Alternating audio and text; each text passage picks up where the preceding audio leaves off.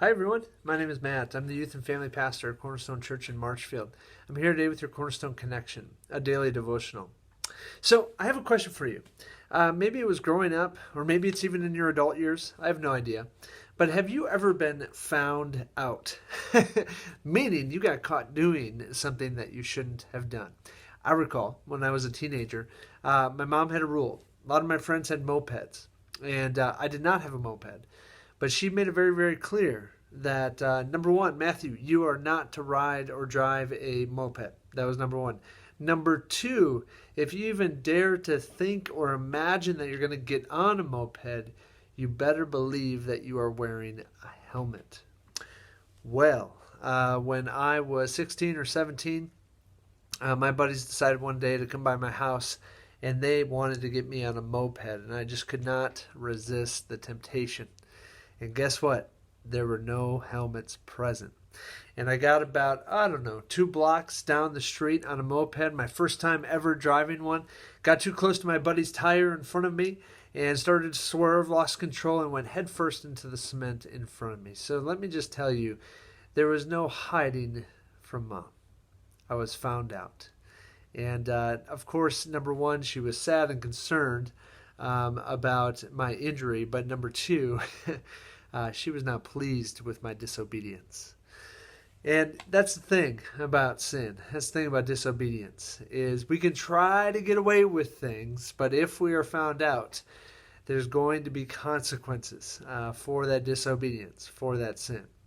Well, as we jump into the book of Numbers here again today, and in chapter 32, there are two tribes. They are the tribe of Reuben, and they're the tribe of Gad. And the people of Israel are getting close to entering the promised land, this land that God has brought them to, that he said, I have reserved this for you, and you are going to settle there. Well, these two tribes, according to verse 1 of chapter 32, were a couple of tribes that had a lot of livestock, and therefore they would want land that would provide for their livestock. Okay, and so they get close to the Jordan River. They're east of the Jordan River, and they realize that the place where they are currently is a perfect place for them to dwell, a perfect place for them to settle and do life, if you will.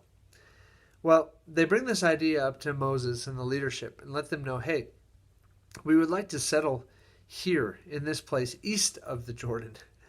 And we think it would fit our people really well and our way of life really well. And if you read in Numbers 32, which I encourage you to do so, you find out that Moses is not too pleased about this idea because he has seen God's people not listen to God. He has seen God's people refuse to go in to the promised land before because they're afraid of the enemies that dwelt there. And so they begin talking back and forth, and they come to this compromise that I'll take us to, starting in verse 20. And it's Moses' turn to speak. And it says, Moses said to them, if you will do this, if you will take up arms to go before the Lord for the war, and every armed man of you will pass over the Jordan before the Lord until he has driven out his enemies from before him, and the land is subdued before the Lord, then after that you shall return and be free of obligation to the Lord and to Israel, and this land shall be your possession before the Lord. So Moses says, if you Reubenites and you Gadites will join the rest of the Israelites, and you will go over to the promised land, and you will help drive out the enemies, you men of those people, if you will help fight the battles so that the people of Israel can settle there, then we can compromise, and you can come back east of the Jordan, and you can settle in this land. But then, verse 23, Moses says, but, here it is, if you will not do so, behold, you have sinned against the Lord, and be sure your sin will find you out. So Moses makes it clear. All right, guys, you've convinced me. Your plan is good. You can come with us. You men, you come with us and you help us drive out the enemy from the promised land that God has called us to enter and to settle in. And after that, if you fulfill that obligation, you can come back and you can settle in this land east of the Jordan, not the promised land. And you can live and settle here. But just be sure that if you decide you are not going to fulfill that obligation and you are not going to be faithful to what you said you're going to do, your sin will find you out. What's the lesson today here, friends? Stop sinning, first of all, right? Stop sinning, and stop, if we find ourselves in sin, let's let it out into the light. Let's not try to hide it. Let's not try to keep from being found out, because our sin will find us out. We see this all the time in our own lives, whether it's with famous people and big public figures, or it's even in our own lives.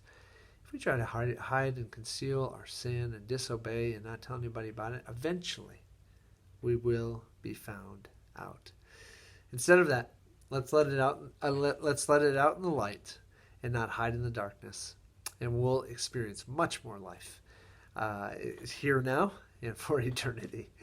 Have a great day, friends. We'll see you next time on the Cornerstone Connection.